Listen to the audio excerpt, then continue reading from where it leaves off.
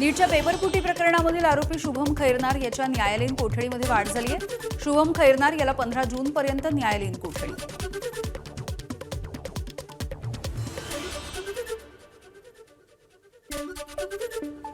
सांगलीच्या कवठे महांकाळ तालुक्यामधील अग्रण धुळगाव या ठिकाणी वादळी वारा आणि गारपिटीसह अर्धा तास पाऊस झालाय।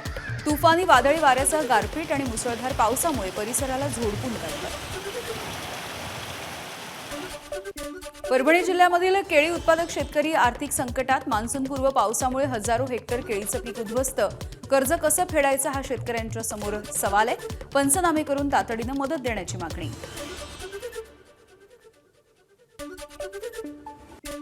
कोयना धरणामधला पाणीसाठा धोक्याच्या पातळीवर। 105 टीएमसी क्षमतेपैकी केवळ 10.44 टीएमसी पाणीसाठा शिल्लक। यामुळे पर्यटन आणि स्थानिक अर्थव्यवस्थेला फटका बसण्याची शक्यता।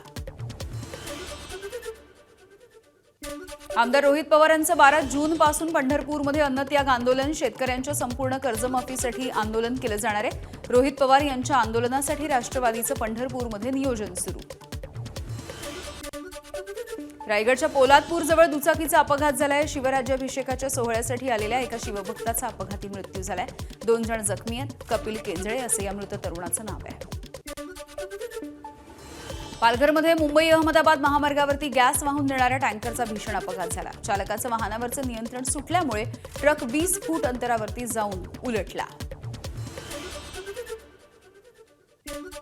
नालासोपारा विरार लिंक रोडवरच्या शनी मंदिराजवळ भीषण अपघात झाला, तर कारची एअरबॅग न उघडल्यामुळे 2 जण गंभीररीत्या जखमी झालेत। एकाची प्रकृती चिंताजनक आहे।